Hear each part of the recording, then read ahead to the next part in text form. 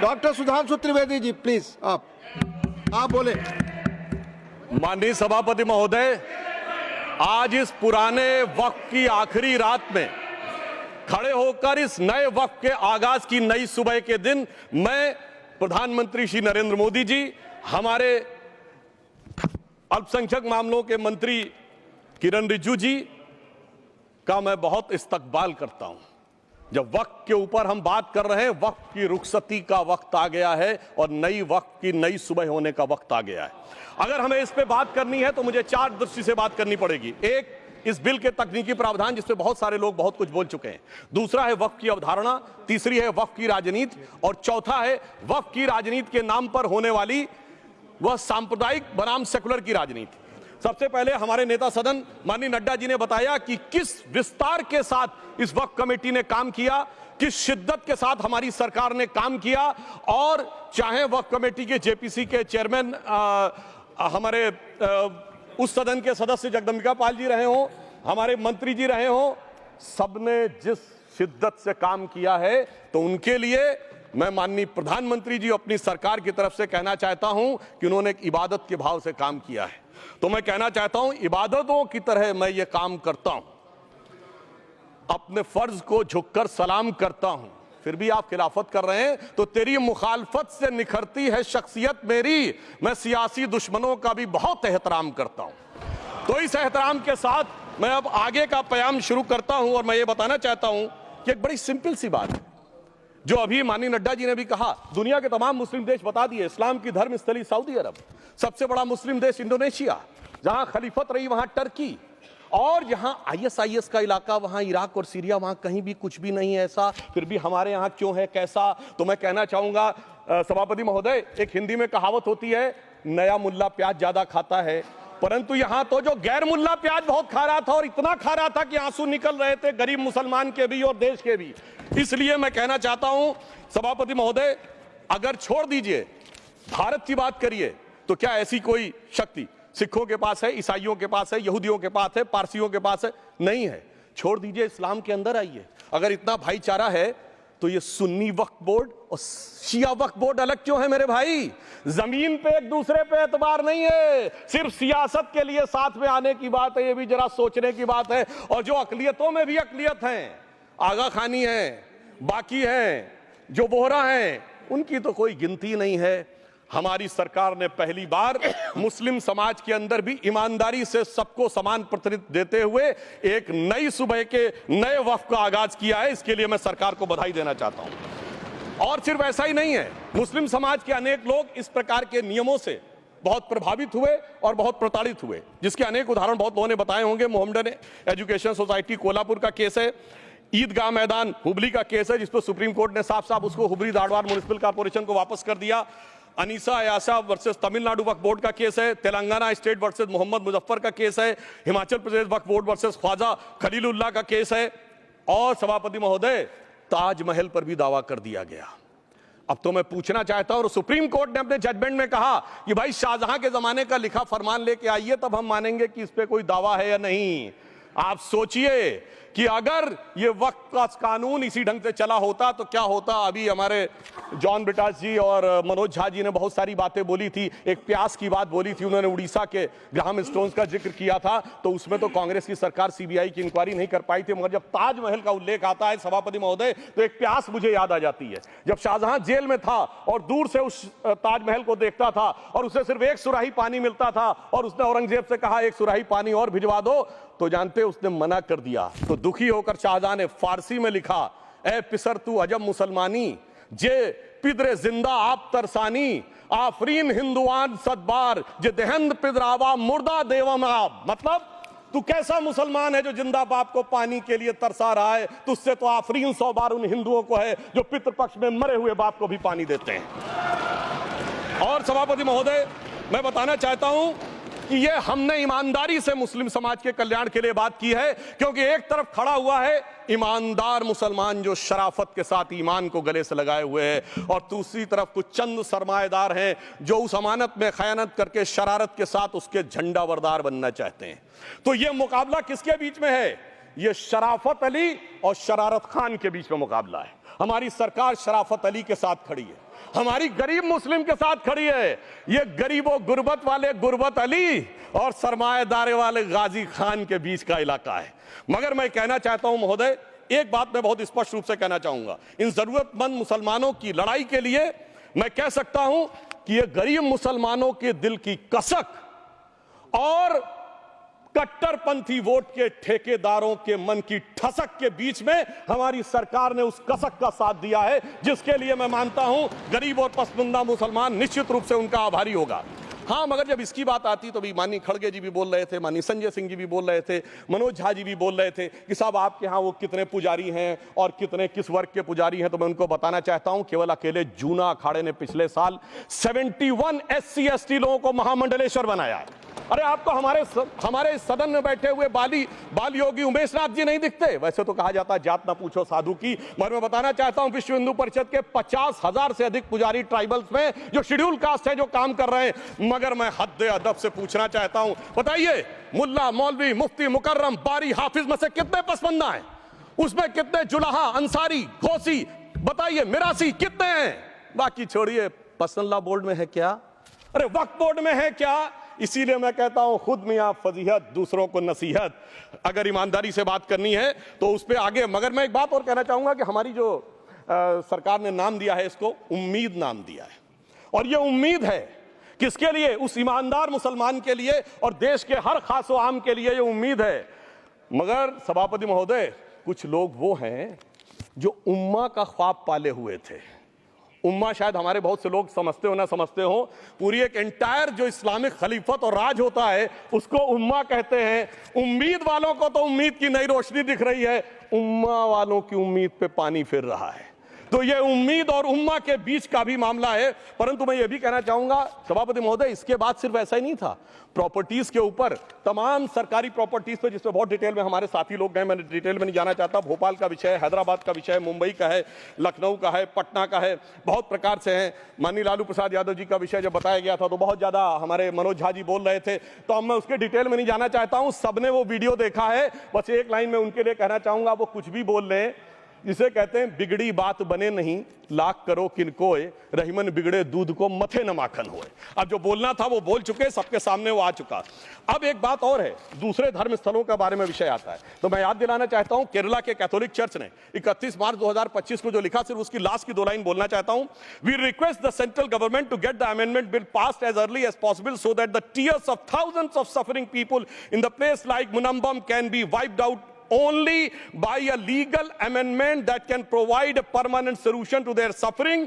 We urge all the MPs from opposition party to support the bill so that the historic legislation can become unanimous. मगर सभापति महोदय, ये अल्पसंख्यकों की बात करने वाले जब अल्पसंख्यक की बात आती तराजू पे तौलते हैं, किसका वेट ज्यादा है, किसकी धमक ज्यादा है, किसकी खनक ज्यादा है, फिर तय करते हैं कि माइनॉरिटी के साथ आना है, किस माइनॉरिटी के साथ नहीं आना है। और मैं एक और बात कहना चाहता हूं, तमिलनाडु के तिरुचेरी मंदिर की बात आई, यमुनानगर में गुरुद्वारे की बात आई, केरल में क्रिश्चियन कम्युनिटी की जमीन की बात आई। बहुत सारे लोग प्लेसेस ऑफ वर्शिप के एक्ट की बात करते हैं, तो as per places of worship act Tamil Nadu का मंदिर का तो स्टेटस नहीं चेंज हो सकता भाई। 15 अगस्त 47 के बाद किसी प्लेस ऑफ वर्शिप का स्टेटस नहीं चेंज हो सकता, तो वक्फ बोर्ड को क्लेम फॉरफीट कर देना चाहिए, because it is in contrast to the places of worship act. परंतु अब सुनिए, यही गुरुद्वारे के बारे में भी होना चाहिए। मगर सभापति महोदय, चाहे वक्फ बोर्ड का एक्ट हो, चाहे प्लेसेस ऑफ वर्शिप एक्ट हो, एक ही को फायदा होना है, जिसे कहावत में कहते हैं खरबूजा छुरी पर गिरे या छुरी खरबूजे पे गिरे, आखिर में कटना भगवे रंग के खरबूजे को ही होता है। अब मैं यह भी बताना चाहता हूं कि इन संपत्तियों के द्वारा जो कुछ हुआ, उन्होंने इतनी चीजों को लिया है, इतनी चीजों को लिया है। एक पुराना उर्दू का शेर है कि मिटे नामियों के निशान कैसे कैसे, और ये जमीन खा गई आसमां कैसे कैसे।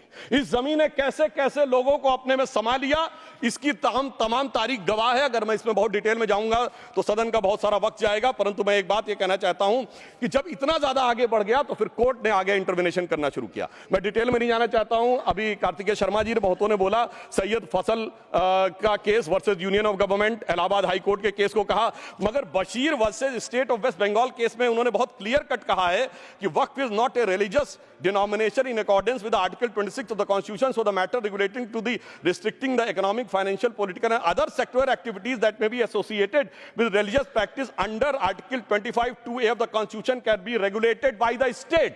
तो मुझे लगता है अब इसके बाद कोई किंतु परंतु का स्कोप नहीं रह जाना चाहिए। परंतु उसके बाद भी सभापति महोदय जो कानून को न माने, जो कहे संविधान को नहीं मानेंगे और जो ये कहे कि साहब अदालत के आदेश को भी नहीं मानेंगे, तो फिर इसका मतलब उसके मन में तो एक ऐसी बादशाही आ गई है। इसके लिए मुझे सभापति महोदय वो पुरानी वाली फिल्म अगर लोगों को याद हो तो मुगले आजम का वो सीन याद आता है कि जब अकबर ने अनारकली को कैद कर लिया तो सलीम कहता है जब्त मैं करूं जिसकी की जमीन वीरान हो गई है, जब्त वो न करे जिनके सिर्फ शौक के बाद चाहत को ठेस पहुंची है। ये जिल्ले इलाही की बादशाही नहीं बल्कि खुदाई है। मैं कहना चाहता हूं जो संविधान को न माने, कानून का न माने, इसका मतलब वो अपनी खुदाई में जी रहा है। तो ये वो लोग हैं।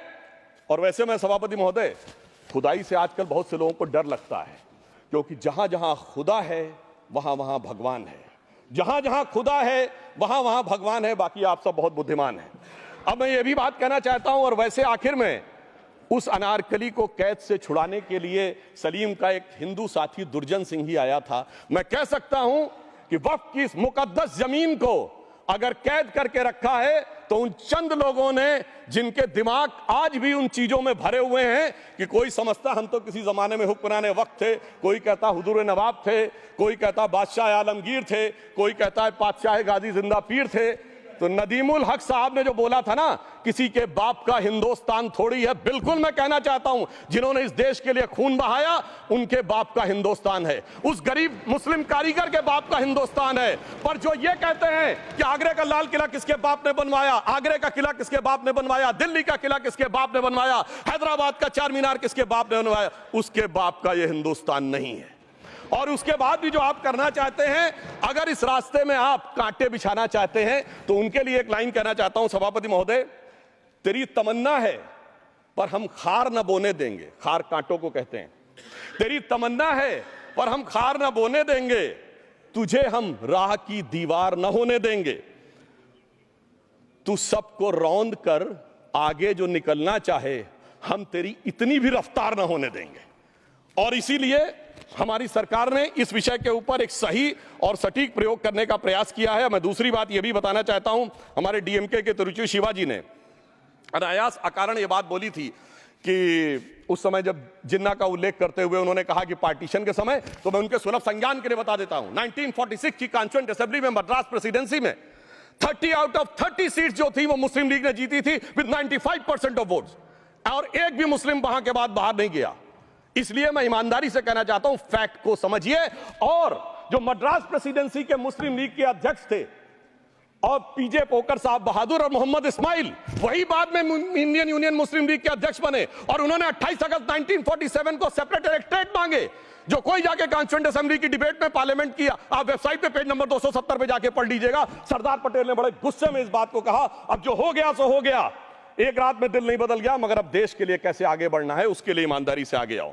और खैर मैं अंबेडकर जी और पटेल जी के बहुत सारे वो कोट कर सकता हूं, सारी बातों को छोड़िए, मगर अफसोस की बात यह है सर कि अभी मनोज झा जी ने बोला था हम में से कोई शक है, कोई हूण है और ये करिए। अरे भैया जमाने चले गए, अब जेनेटिक सीक्वेंसिंग का जमाना आ गया है।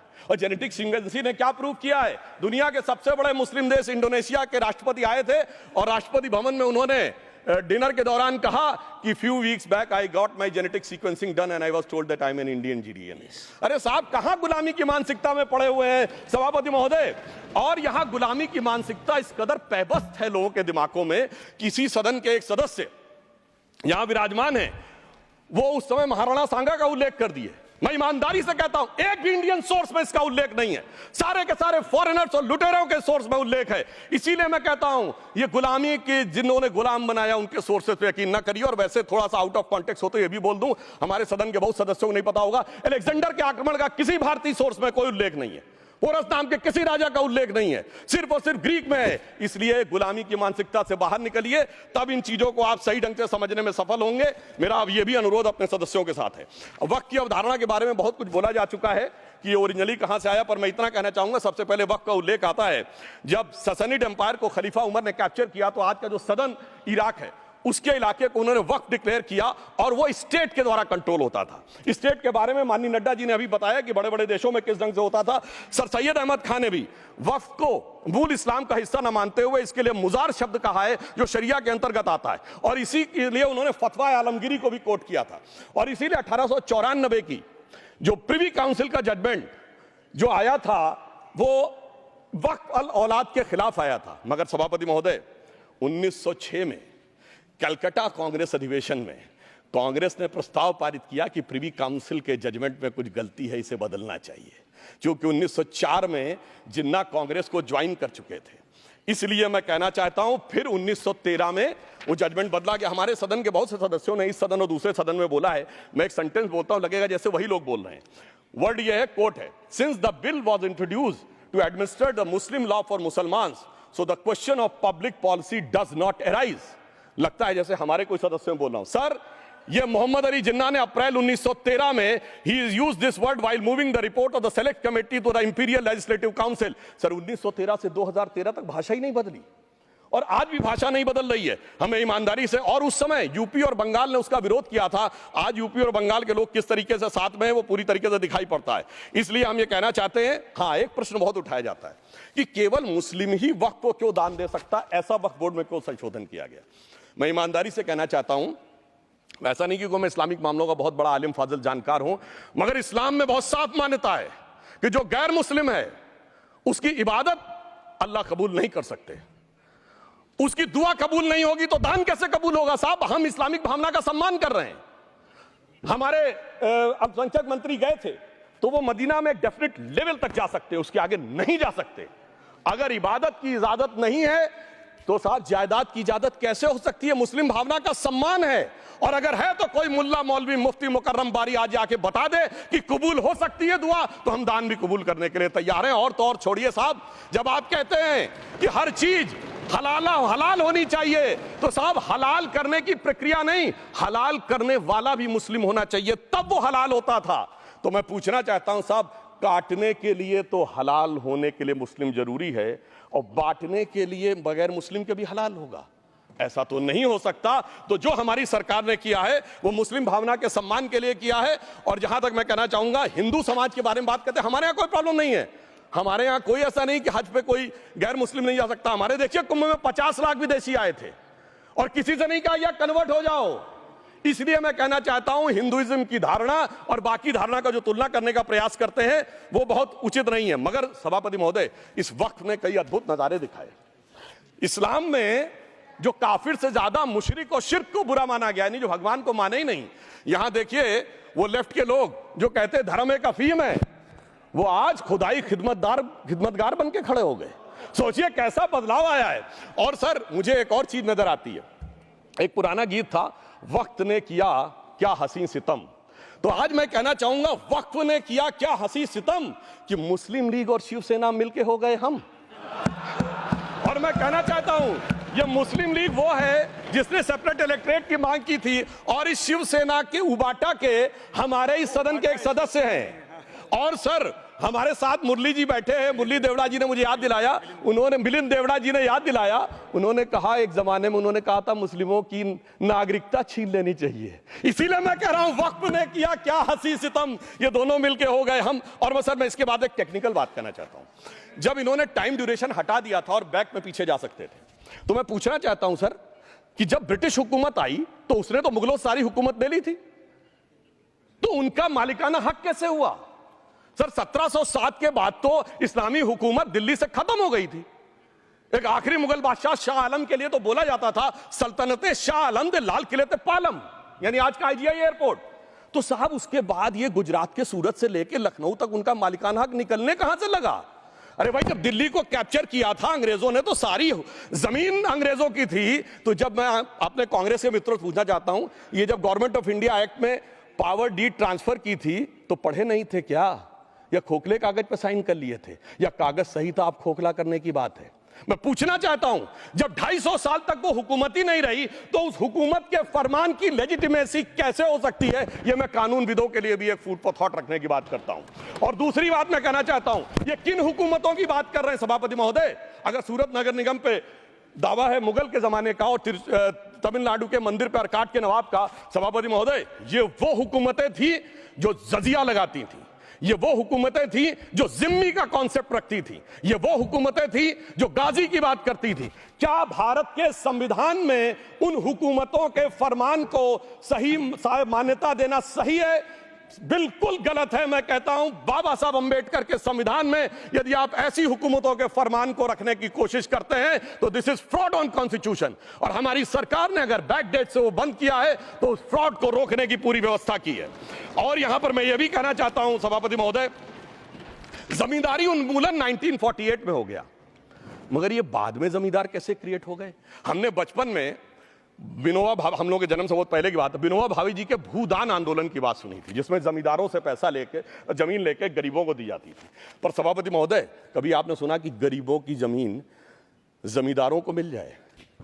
वो 2013 के बोर्ड ने वो व्यवस्था कर रखी थी। यानी वो भूदान आंदोलन था गांधी जी के शिष्य विनोबा जी का, तो आज के गांधियों के नेतृत्व में भू हड़प आंदोलन शुरू हो गया। अगर वो भूदान आंदोलन था तो ये भू हड़प आंदोलन था। इसलिए मैं एक और बात भी कहना चाहूंगा सभापति महोदय कि जिन हुकूमतों के फरमान की बात की जाती है, एक और फैक्ट है, इसको कोई अन्यथा ना ले, जितने मुस्लिम बादशाह अलाउद्दीन खिलजी के बाद उन्होंने बगदाद की खलीफा का खुतबा पढ़ा है। That is a foreign rule, it's on record. कैसे उसको भारत सरकार मान्यता दे सकती है? इसलिए मैं कहना चाहता हूं जरा सा गौर से देखेंगे तो हकीकत आपके सामने आ जाएगी। और क्या कभी किसी ने कल्पना की, किसी क्रिश्चियन ने तो नहीं कहा कि इंडिया गेट हमारा है, गेटवे ऑफ इंडिया हमारा है, और चर्च नहीं सही फिर भी चर्च गेट हमारा है? तो फिर यह केवल किसी एक के दिमाग में क्यों आती है? हमने जो इवैक्यू एक्ट के तहत दे दिया था पाकिस्तान के गए लोगों को, क्या हमारे जो सिख और हिंदू भाई आए थे उनकी जमीनें मिली? अरे महाराजा रणजीत सिंह की राजधानी लाहौर थी और काबुल तक था राज, तो क्या उन्होंने जमीनें नहीं दान दी होगी गुरुद्वारे और मंदिरों को? वो मिली। अरे वो तो छोड़िए, ननकाना साहब और करतारपुर साहब तक नहीं मिला था। इससे दिखाई पड़ता है कि कितनी एक तरफा हम लोगों ने कोई निगोशिएट ही नहीं किया और उसे करने की बात कही थी। इसलिए मैं कह सकता हूं सर कि अब हमारी सरकार ने जो संशोधन किए हैं, अब यह मजहबी हुकूमत के फरमान से नहीं, बाबा साहब अंबेडकर के संविधान से चलने वाला है। अब मैं अंत में उस विषय के ऊपर आता हूं जिसे सांप्रदायिक राजनीति बनाम सेकुलर राजनीति इसके ऊपर कहा जाता है। सभापति महोदय, मैं बताना चाहता हूं कि जब आजादी मिली उसके बाद क्या किसी ने डिमांड किया था कि हमें वक्फ बोर्ड चाहिए? नहीं किया था। फिर क्यों 54 में दिया गया? किसी मुस्लिम ने डिमांड किया क्या कि मदरसे चाहिए? फिर क्यों दिया गया? मुस्लिम समाज तो राष्ट्र की मुख्य धारा में आने को तैयार था, इसीलिए यूसुफ खान, दिलीप कुमार के नाम से आने में उन्हें कोई प्रॉब्लम नहीं थी। महजबीन बानो को मीना कुमारी के रूप में आने में प्रॉब्लम नहीं थी। मुमताज बेगम को मधुबाला बन के आने में प्रॉब्लम नहीं थी। हामिद अली को अजीत के रूप में आने प्रॉब्लम नहीं थी। मगर और मैं यह भी बताना चाहता हूं, मुस्लिम समाज में बहुत बड़ा तबका उस समय इस बात को सोच रहा था, और अभी कपिल सिब्बल साहब बोले, ये उस चीज के वकील नहीं, इन्हें पता होना चाहिए, पता होगा कि सुन्नी सेंट्रल वक्फ बोर्ड राम मंदिर में 1961 में मुद्दई बना है, 12 साल के बाद। क्योंकि के मोहम्मद ने लिखा है कि एक बहुत बड़ा तबका था जो ये मानता था कि हमें इस चक्कर में नहीं पड़ना चाहिए। मगर अफसोस कि वही लेफ्टिस्टों, सेकुलरिस्टों ने उनको समझाकर इस मुकाम तक लाकर खड़ा कर लिया। अब यहां मैं एक और बात कहना चाहूं, खैर छोड़िए उन सरकारों ने बाद में क्या दिया, मगर उसके बाद सुनिए, इंदिरा जी के जमाने में मुस्लिम पर्सनल लॉ बोर्ड आया, तो राजीव जी के जमाने में शाहबानो केस आया, तो नरसिम्हा राव के जमाने में 95 का एक्ट आया, तो मनमोहन सिंह जी के जमाने में 2013 का एक्ट आया, मगर इलाज नहीं निकला। तो इसे एक शेर में कहूंगा कि मरीजे सेकुलर इश्क पर लानत खुदा की, मर्ज बढ़ता गया जो दवा की। अब मैं सभापति महोदय एक और बात कहना चाहता हूं, शुरू के 20-25 साल में मुस्लिम समाज के बारे में मैं कहना चाहता हूं। आज जब आजादी मिली तो मुस्लिम समाज के प्रतीक कौन थे? उस्ताद बिस्मिल्लाह खां, उस्ताद फरीदुद्दीन डागर, उस्ताद बड़े गुलाम अली, उस्ताद जाकिर हुसैन, जिनकी अभी कुछ दिन पहले डेथ हुई, बड़े बड़े नगमा निगार, हसरत जयपुरी, मजरूर सुल्तानपुरी, साहिर लुधियानवी, कैफी आजमी, जोश मलियाबादी, जिगर मुरादाबादी। अब सर क्या हो गया? तब मुस्लिम समाज इन अदब के शाहकारों के साथ जोड़ा जाता था।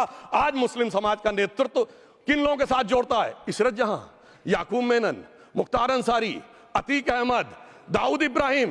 कौन जोड़ रहा है ये? तब से सर, जब से ये सेकुलर हो गया देश 1976 से और सेकुलर सियासत शुरू हुई, उसने ले जाकर इनको इस मुकाम तक पहुंचाया। और इस वक्फ बोर्ड के बिल में भी जो बात कही जा रही है सर, मुस्लिम समाज को यह समझाया गया कि तुम्हें बीजेपी वालों को तुमसे बड़ी अदावत है, और कहा गया इनको बड़ी मोहब्बत है। जब यह देश आजाद हुआ, मैं उत्तर प्रदेश का रहने वाला हूं, उत्तर प्रदेश में 1931 की सेंसस में 8% रेट ऑफ डेथ थी और सैयद मुसलमानों में 24% थी। यूपी की ब्यूरोक्रेसी में 20% थे। आज कहां चले गए सब? मैं एक लाइन में कहना चाहूंगा, ये अदावत और मोहब्बत की सियासत में ऐसे फंसे कि किसी को किसी की मोहब्बत ने मारा, किसी को किसी की अदावत ने मारा, मगर इस शराफत अली को सेकुलर सियासत ने मारा। और मैं सभापति महोदय एक और बात कहना चाहता हूं कि चलिए बोलिए।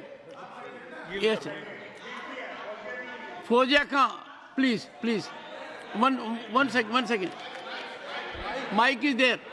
यस, ये बोल रहे हैं मुस्लिम समाज आज का इशरत जहां और फलाना टेररिस्ट के साथ नाम जोड़ रहे हैं। ये बिल्कुल आरोप है सर, इसको एक्सपंज करना चाहिए। ये समाज के साथ अन्याय है। ये बात आपको एक्सपंज करना होगा सर, ये बात को। एक honourable member, if you would carefully go through what Sudhanshu has said, I am sure you will appreciate his spirit. Just think for a moment. He has not cast any aspersions. Sudhanshu, go ahead. Time में जवाब दूंगा और उसके बाद ये हमारा सदन माने ना माने जो देख रहे होंगे उनके लिए कहना चाहता हूं, sir, doctor APJ Abdul Kalam. One second. काहे परेशान? Vaiko ji, honorable member, Vaiko ji, oh my God, Vaiko ji, tell me.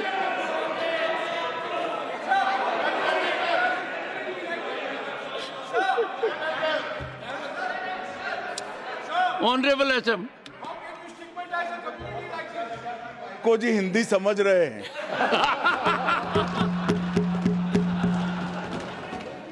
One second. Fauziya Khan. One second. First, I think. One second. Sir क्या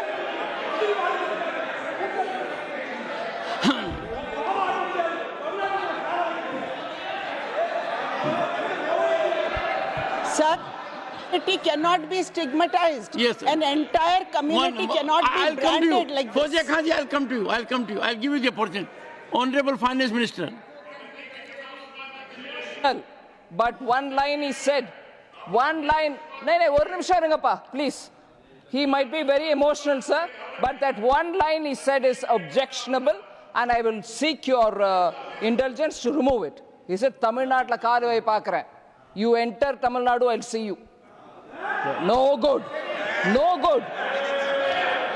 இல்ல தப்பது தப்பு. நீங்க அப்படி சொல்லக்கூடாது. நீங்க அப்படி பேசுறது தப்பு. நீங்க அப்படி பேசுறது ரொம்பவே தப்பு. இந்த நாட்டுல யார் வேணாலும் எங்க வேணாலும் கால் வைப்போம். யாருக்கும் அதிகாரம் இல்ல உணர்வு உயிர் மேல. Honorable Finance Minister. So sir, this is atrocious. You set foot in Tamil Nadu and take care. What is that language? We have a Home Minister after a long time who has brought about changes unthinkable. What he said, you can be fully assured. Yes, Honorable Home Minister. Yes, Jairam ji. Minister, Please. if the Yes, Honorable Finance Minister Honorable Member. has found a statement objectionable, Jairam ji, address the chair. the statement of the Honorable Member stigmatizing a whole community is objectionable. Oh. And what is worse is the chairman lending respectability to that view. Oh my. That is even worse. Honorable That is even Home worse. Minister. मान्यवर, सुधांशु जी ने मुसलमानों के लिए कुछ नहीं किया है, India alliance के लिए किया है। अब मैं एक एक कर बता देता हूं। अरे सुनो ना भाई, आप सुनो तो। अरे दिग्विजय सिंह सुनिए, मैं खड़ा हूं ना अपने पैर पर। मान्यवर, सुधांशु जी ने कहा इशरत जहान, यही एनसीपी पार्टी ने इशरत जहान के घर पर जाकर रुपयों का इनाम भी दिया था और उसको शहीद बताया था। दूसरा कहा अतीक अहमद किस पार्टी से थे? इंडिया अलायंस की। दूसरा कहा अंसारी किस पार्टी से? कांग्रेस और इंडिया अलायंस के। ये सारे नाम आपके साथ जुड़े हैं भाई। उल्टा उन्होंने तो मुसलमान कम्युनिटी से तो ढेर सारे शायरों का नाम दिया जिन्होंने साहित्य की सेवा की और ढेर सारे साहित्य की रचना की। मन Sudhanshu, please. He is not yielding now. Sudhanshu. सबसे पहले मैं तमिलनाडु का जवाब देना चाहता हूं। Yes. सभापति महोदय, तमिलनाडु से ही डॉक्टर एपीजे अबुल कलाम थे और मैं सारे सदन से कहना चाहूंगा डॉक्टर कलाम का नमाज जनाजा और याकूब मेनन का नमाज जनाजा एक ही दिन हुआ। कितने लोग याकूब मेनन के नमाज जनाजा में गए और कितने डॉक्टर कलाम के नमाज जनाजा में गए? डॉक्टर कलाम मेमोरियल पे कितने लोगों की फोटो है? दिखाएं मुझे, सोशल मीडिया पे पोस्ट की हो। मगर अफजल हालात का मारा था, आपके एक मंत्री का ऑफिशियल ट्वीट है, वो इस सदन के सदस्य नहीं तो मैं नहीं बोल रहा हूं। याकूब मेनन की जुडिशियल किलिंग हुई, आपके एक नेता का, मिनिस्टर का ऑफिशियल ट्वीट है, सदन के सदस्य नहीं है इसलिए नहीं बोल रहा हूं। और सर 26/11 आरएसएस ने कराया, सदन के सदस्य बैठे हुए हैं। हाफिज साहब और सुनिए, जाकिर नाइक शांति का मसीहा सदन में सदस्य बैठे हुए हैं। सर किसने जोड़ा? मैं नहीं कह रहा हूं जोड़ा, हमने किससे जोड़ा मैं बताना चाहता हूं। मैं अपनी बात, सर मैंने नाम किसी का नहीं लिया। सर आपने उड़ता तीर क्यों पकड़ लिया? सर मैंने नाम नहीं लिया, उड़ता तीर क्यों पकड़ लिया? सर मैं पूरी बात करूं। सर मैं कहना चाहता हूं हमारी सोच मुस्लिमों के बारे में और इनकी सोच में क्या अंतर है। देखिए, जिन लोगों ने मुस्लिम हिस्ट्री नहीं पढ़ी उन्हें मैं बताना चाहता हूं। एक दो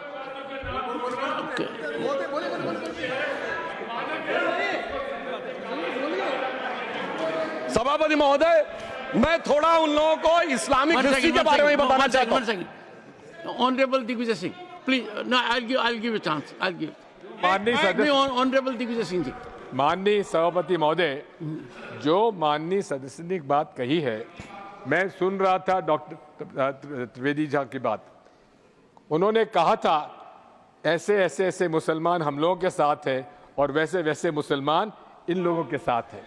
बात यह है कि आपने जिस तरह से इस पूरी बात कही है, ये घोर आपत्तिजनक है, अपमानित करती है। और जो माननीय सदस्य ने भी मेरे बारे में भी कहा है, मैं उनके निंदा करता हूं।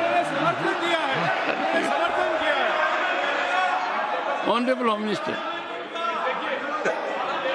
Honorable Home Minister. Honorable Home Minister. एक सेकंड। Okay.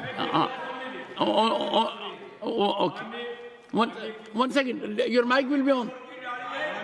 जी महोदय, मुझे ये सब कहने की जरूरत नहीं है, लेकिन जो गुजरात में दंगे और फसाद हुए, कौन कौन उसके लिए जिम्मेदार थे बताइए। Honorable Home Minister.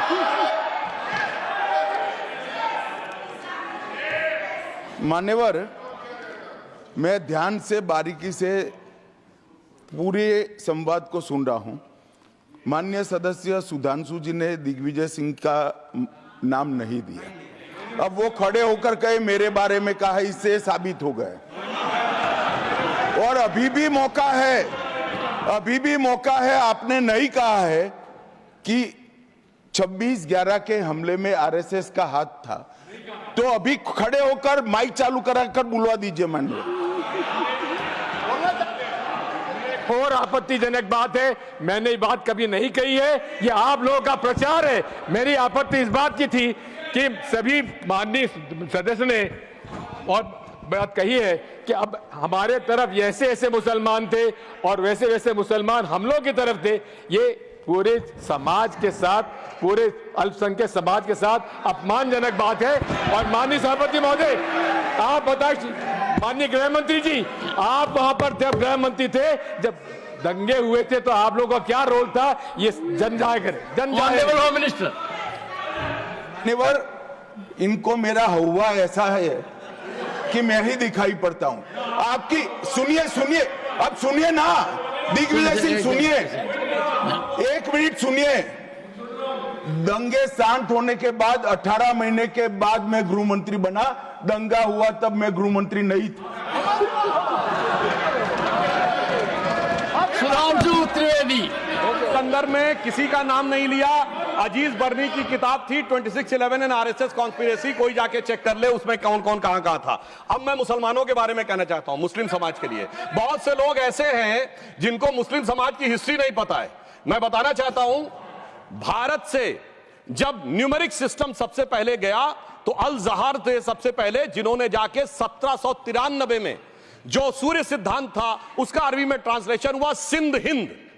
और हम बता रहे हैं हम किस तरह के मुस्लिम को साथ रखते हैं। डॉक्टर कलाम से बड़ा आलिम इस्लाम में साइंसदान नहीं हुआ, और आरिफ मोहम्मद खान साहब जो बिहार के गवर्नर हैं उनसे बड़ा आलिम फाजिल मुसलमान आज सियासी जमात में तो नहीं होगा, यह मैं दावे के साथ कह सकता हूं। मगर मैं बताना चाहता हूं सर, उसके बाद उन्होंने एक किताब लिखी, एक सर 10th सेंचुरी के मुस्लिम राइटर थे जिन्होंने किताब लिखी, उसका नाम था the compendious book of balancing and completion according to Hindu calculation, जिसको शॉर्ट में अल जब्र कहा गया, और वहां से अलजबरा निकला। और सर उसके बाद अल ख्वारिज्म आया। और सर आज मेरे ख्याल से सदन के बहुत से लोगों को नहीं पता होगा, ये जो एल्गोरिथम वर्ड है ये अल ख्वारिज्म से आया हुआ है। एक जमाने में इस्लाम में बैतुल हिकमत था, यानी वो सबसे बड़ा हिकमत का केंद्र था। जब एक से एक लोग होते थे, बहुतों को नहीं पता होगा कि कोलंबस ने जिस नक्शे के थ्रू दुनिया ट्रेवल किया था वो बनाने वाला भी एक मुस्लिम था, अल इदरीसी। मगर सर एल्गोरिथम आज ऐसा बदला कि एआई के एज में दलगत भावना से ऊपर उठकर औरंगजेब के साथ खड़े हो गए। सर ये एल्गोरिथम किसने बदल दिया, ये मैं बताना चाहता हूं। इस पे थोड़ा सोचने की जरूरत है। इसलिए मैं कहता हूं मुस्लिम पॉलिटिक्स की सोच क्या थी, हमने किन मुसलमानों का साथ दिया है, मैं बताना चाहता हूं सर। वीर अब्दुल हमीद की शहादत की 50वीं वर्षगांठ 2015 में हुई। प्रधानमंत्री मोदी जी ने उनके पूरे परिवार को और उनकी पत्नी को बुला के सम्मानित किया, और इन लोगों ने उस यासीन मलिक को, जिसके ऊपर 3 एयरफोर्स के ऑफिसर्स को हत्या करने का आरोप था, वो प्रधानमंत्री आवास में। सर साफ दिखाई पड़ता है कौन किसके साथ खड़ा हुआ है, कौन किस तरह के मुसलमान के साथ खड़ा हुआ है। और सर मैं ये भी कहना चाहता हूं सर, ये सर अपने टर्न पे बोलिए सर, पिछले 30-35 सालों से हुआ खड़ा किया जा रहा है।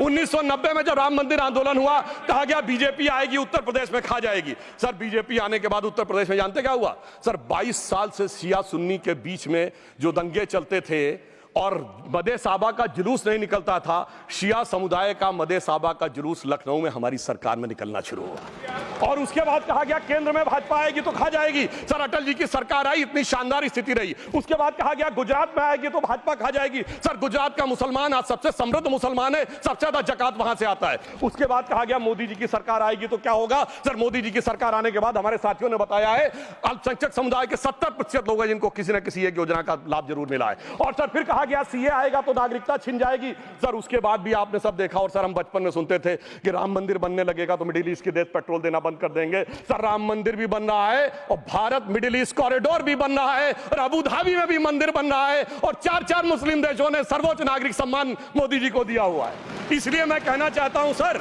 मर्ज हो तो उसका इलाज किया जा सकता है। जैसे हमारे यहां वैद धन्वंतर माने गए हैं, इस्लामी अकीदे में वैद हकीम लुकमान माने गए, तो कहा गया है उनके लिए कि इसमें क्या रखा है, देखे है जो तू आन के पास, बदगुमा वहम की दारू नहीं लुकमान के पास। यानी मर्ज का इलाज है, पर वहम का इलाज तो हकीम लुकमान भी नहीं कर सकते जो आपने पाल कर रखा है। मैं कहना चाहता हूं हम किन मुसलमानों की बात करते हैं। आप गंगा जमुनी तहजीब की बात करते हैं। सर दारा शिकोह औरंगजेब का बड़ा भाई था, उसने उपनिषदों का अध्ययन किया, संस्कृत में अनुवाद कराया और नाम रखा सिर्रा अकबर, यानी वर्ड्स ऑफ गॉड। मैंने किसी को दारा शिकोह की जयंती मनाते हुए नहीं देखा।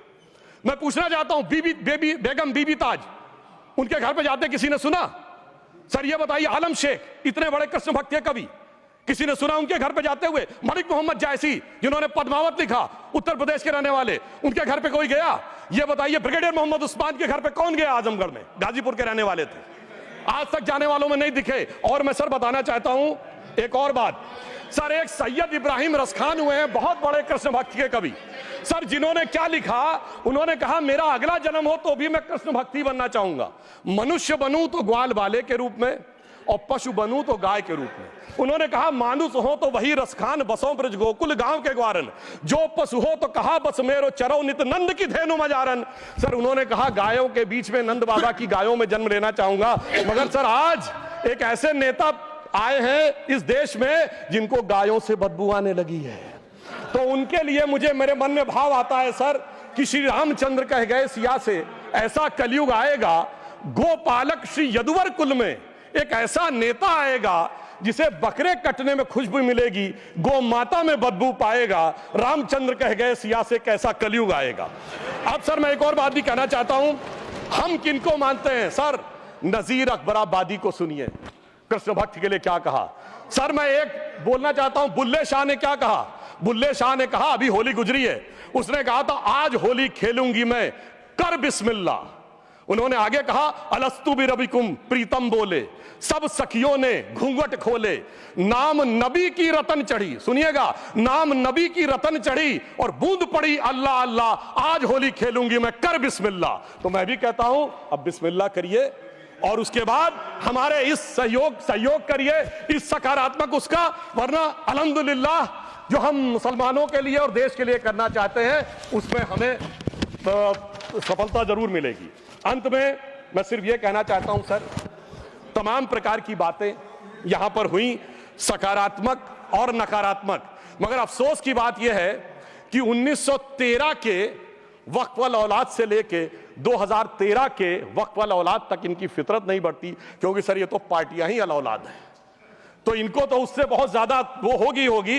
पर मैं सिर्फ अंत में कहना चाहता हूं सर, अपनी सोच बदलिए। आप जिस कश्ती पे सवार होकर इस दरिया को पार करने की कोशिश कर रहे हैं, पिछले 75 साल में नहीं कर पा रहे हैं, 10-12 साल में बहुत हिचकोले खा रहे हैं, तो कश्ती और रास्ता बदलिए। तो इनके लिए अंत में एक पंक्ति कहते हुए बात समाप्त करना चाहूंगा कि इन्होंने कश्ती भी नहीं बदली, दरिया भी नहीं बदला, पर इन डूबने वालों का जज्बा भी नहीं बदला, पर है शौक सफर ऐसा, एक उम्र हुई हमने, मंजिल भी नहीं पाई, रास्ता भी नहीं बदला। अब अगर नई मंजिल पानी है, नई मंजिल की नई सुबह देखनी है, तो मैं कहना चाहता हूं आइए सबको साथ लेकर चलिए। और एक ऐसा वक्त आया है जब मैं जो हमारे किरण रिजिजू जी ने कहा था कि मैंने एक शम्मा जलाई हवाओं के खिलाफ, तो मैं प्रधानमंत्री मोदी जी की तरफ से कहता हूं कि हमें इल्जाम मत दीजिए, बहुत अफसोस होता है, हमें इल्जाम मत दीजिए, बहुत अफसोस होता है। बड़ी तरकीब से कश्ती यहां तक लेके आए हैं और बदल देते हैं हम दरिया की लहरें अपनी हिम्मत से, आंधियों में भी अक्सर चिराग हमने जलाए हैं। धन्यवाद।